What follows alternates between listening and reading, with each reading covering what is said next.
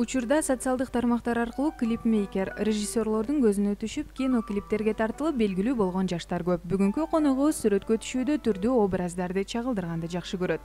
Сүрөттөрүндө тайманбас кыздай көрүнгөн каарманым чыныгы жашоодо аябай уялчаак, жөнөкөй шайыр кыз экен. Толук аты жөнү Эркайым Абдуллаева. Туулган жери Бишкек шаары. Билими Кыргыз-Орус Славян университетинин юридика факультетинде окуйт. Бою 170 сантиметр, салмагы 50 килограмм. Чыгармачылыкта Нурлан Насиптин «Менин да сүйүүм ушундай», Кенже Дүйшееванын «Тумарым» клиптеринде, «Миллиондук мелдеш 2» тасмасында жана жарнамалык роликтерде тартылган.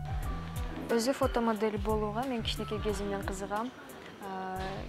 Кичинекей кезимде эле телефондорду алып сүрөткө түшүп, одноклассникке жүктөп кызыгып жүрчүмүн да. Анан 2013 жылы конкурска катышууну чечтим. Бул «Красавица Кыргызстана» деген конкурс болчу.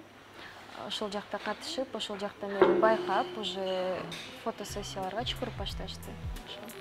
Социалдык тармактардагы сүрөттөрүнөн көзү түшкөн режиссерлор маектешимди «Миллиондук мелдеш 2» тасмасына тартылууга чакырышкан. Инстаграмдан, директтен жазып чакырышты. Кастингге келип кетпейсиңби деп. Билбейм, негедир мындай сезим болду, то что мен точно өтөм дегенчи. Анан мен бардым, барып сценка көрсөтүп бердим. Сен байкеге жактым окшойт, эртеси күнү эле чалып, сага главный роль беребиз, келип актерлордун составы менен таанышып кет деди. Өлө сүйүнүп, чуркап барып сүйүнгөн болчумун. Бул менин биринчи киного тартылышым болчу да. Тасма клиптерде өзүмө окшош кызды ойногондуктан образ жаратууда кыйынчылыктар деле жаралбайт дейт. Образ жаратууда пока боло элек. Анткени даже кинодо дагы мүнөзүмдө кыздын ролун ойногом.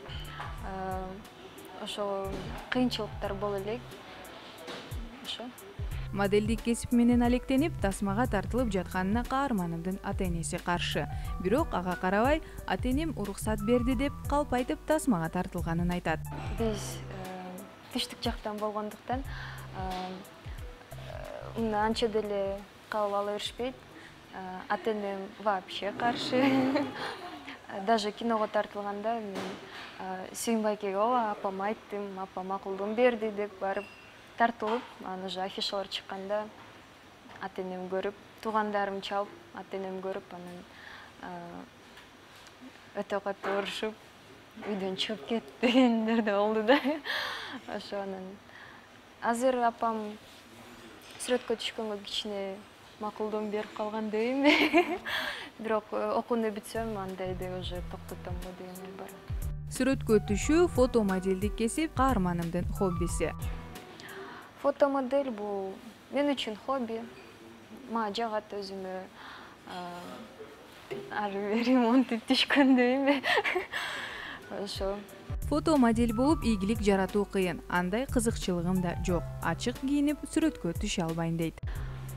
Жок, андай деңгээлге чыга албайм го мен. Анчалык деле кызыкчылыгым жок. Анткени андай деңгээлге чыгыш үчүн, мындай кандай десем, мени Кытайга, анан Стамбулга конкурска чакырышты. Анан условиясын сураган болчумун. Кандай условиялар десем, баарын айтты. Анан бикиниде чыгасың деди. Мен андай ачык кийинип чыга албайм, сүрөткө да түшө албайм. Ошон үчүн андай деңгээлге жетиш кыйын. Фотограф эркек болсо иштеше албайм, уяла берем. Айым фотографтар менен өзүмдү эркин сезип, курбуларымдай болуп иштеше берем дейт. Фотографтар эркек болсо иштеше албайм, уялам. Также аял киши менен экөө сүйлөшүп эле, подружкадай болуп иштеше беребиз. Анан сиз айтып атпайсызбы, сүрөттө дерзкая экенсиз деп.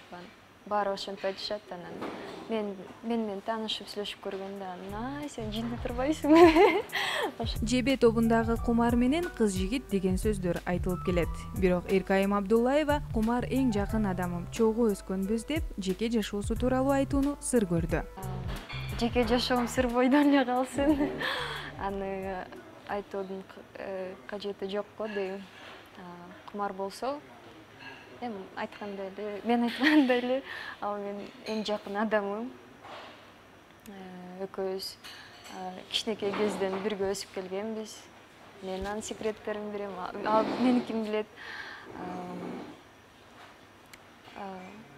Ошо балма бир туугандай эле болуп калган да. Эң жакын адам. Моделдик кесип түбөлүктүү эмес деген каарманым үчүн ийгилик бул анын үй бүлөсү. Чынын айтсам, баары временно деп ойлойм. Кыз бала апам айткандай окууну бүтүп үйгө тийип үйдө отуруш керек.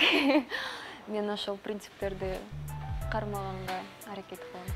Негизи моделдик кесипти хобби катары көрөм. Келечекте өзүмдүн кесибим менен иштейм. Учурда жогорку кеңеште тажрыйба топтоп жатам деген каарманыма ийгиликтерди каалайбыз.